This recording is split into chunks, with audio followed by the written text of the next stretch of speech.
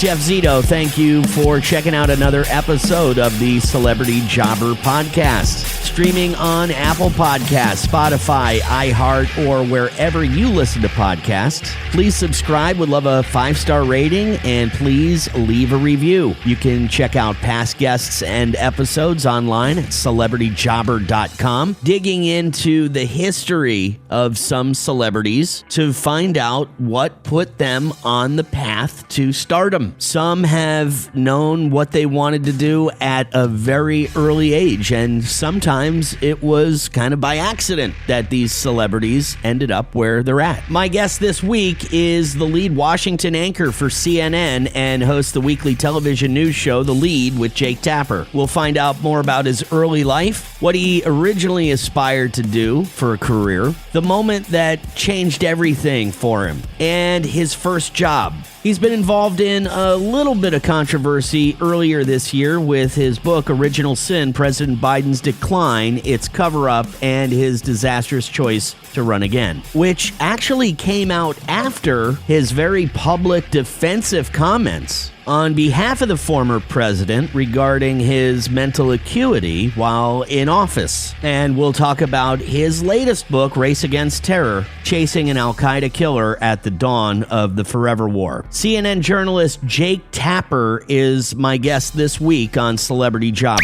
The Celebrity Jobber Podcast with Jeff Zito.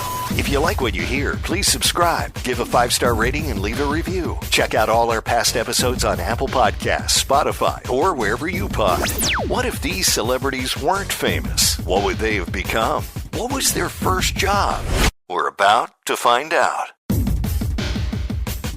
Jake, you're here to talk about a new book just after you put out a book about the former president. I had no idea you wrote this much. Well, this one I've been working on for 3 years.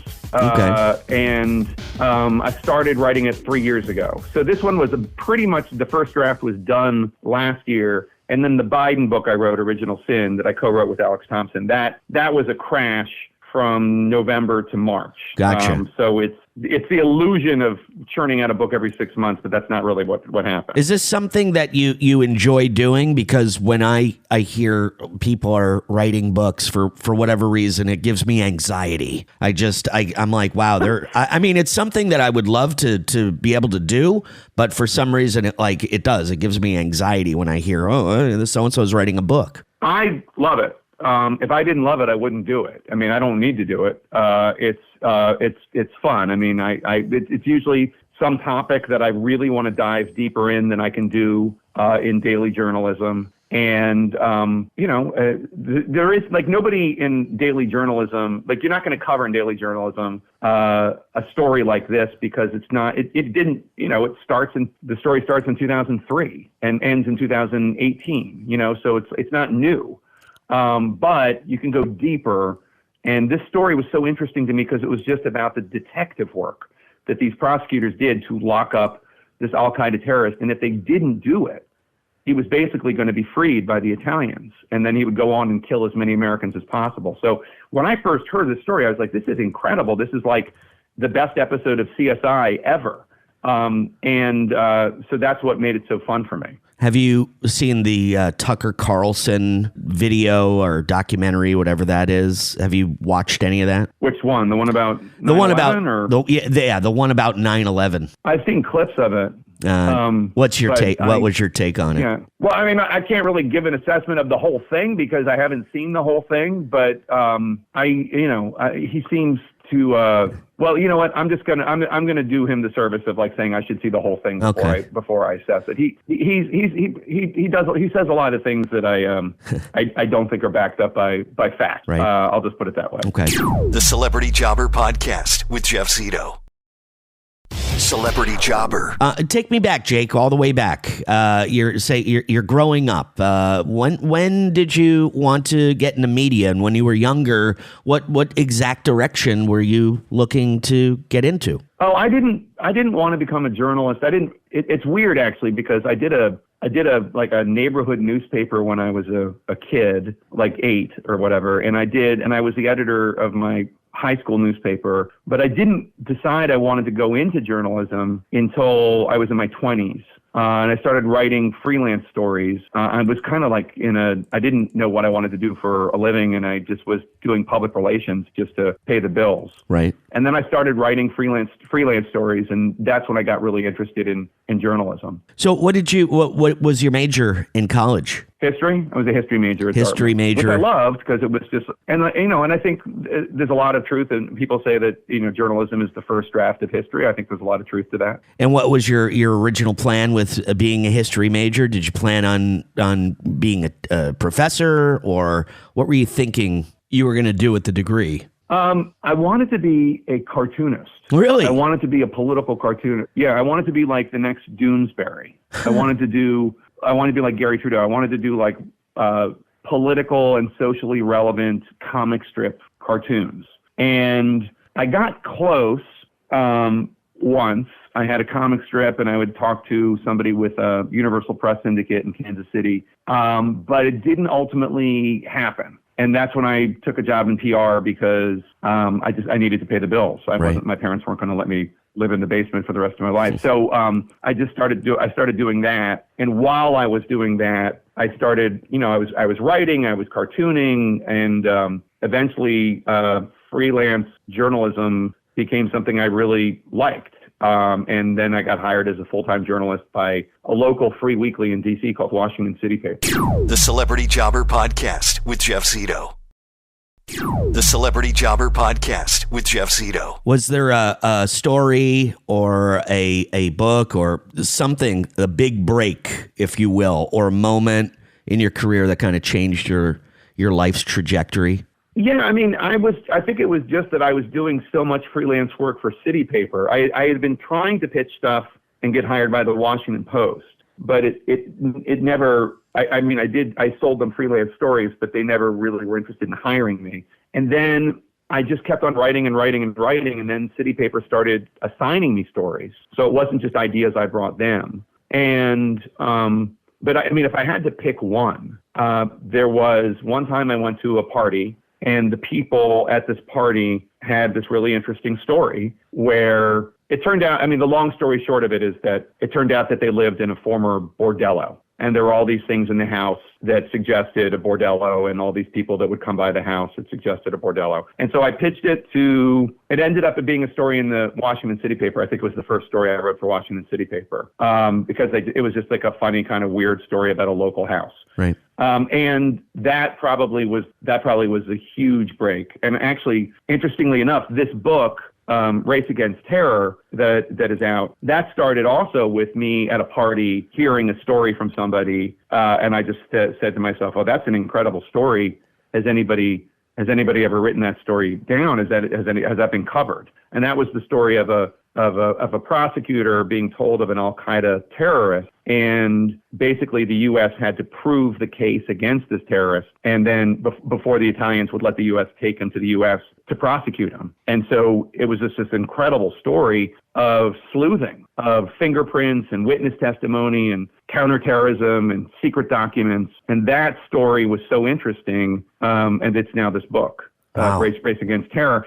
So the lesson is, if you're at a party, listen to the stories, because maybe you can turn it into a book. Right. You can be a part of this person's history. What about your very first job, Jake? Can you tell me what your very, very first paycheck was? Baskin Robbins. I worked at Baskin Robbins starting in 10th grade, scooping ice cream, making waffles for waffle cones, making sundaes, watching people destroy their delicious milkshakes by putting malted in it.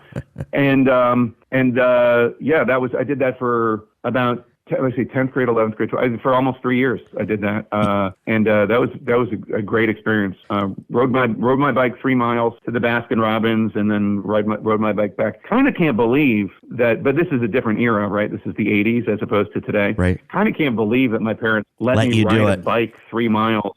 Yeah. Yeah. I was just saying the other day. Closing time. Yeah. I was just saying the other day, I can't believe my parents at 16 years old let me drive across country during spring break. I cannot believe.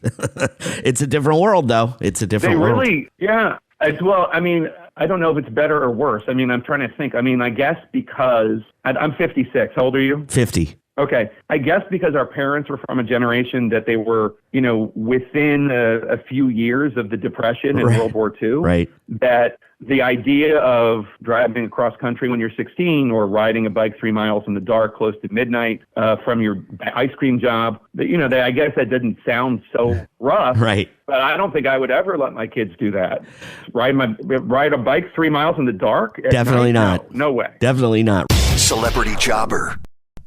The Celebrity Jobber Podcast with Jeff Zito. Race Against Terror, chasing an Al-Qaeda killer at the dawn of the Forever War. Jake Tapper, are you optimistic about where we are today as a country, or what are your thoughts? I'm concerned about a lot of things having to do with the country, but I'm optimistic long term because this is the United States of America, and I do think we have a set of ideals that distinguish us from other countries, ideals that have to do with democracy and freedom. But I am concerned about some of the things going on, and I am very concerned about how divided we all seem, for sure. I agree. Race Against Terror, chasing an Al-Qaeda killer at the dawn of the Forever War. Jake Tapper, thank you so much. Really appreciate the talk. Thank you. Jake Tapper, born in New York City, raised in Philadelphia. His mother, a psychiatric nurse at the Philadelphia Veterans Affairs Medical Center, and his father, originally from Chicago, graduate from Jake's alma mater, Dartmouth, and also Harvard Medical School, went on to serve as the president of South Philadelphia Pediatrics and associate clinical professor of pediatrics at Jefferson Medical College. So both parents in the medical field. Jake's original plan was to become a political cartoonist, which I thought was interesting. But he notes that his big break was a story that he wrote for the Washington City paper about a house he was in at a party that used to be a brothel, and says that story got published and kind of catapulted his career. A similar story Jake wrote about going to a party and a quote-unquote first date with Monica Lewinsky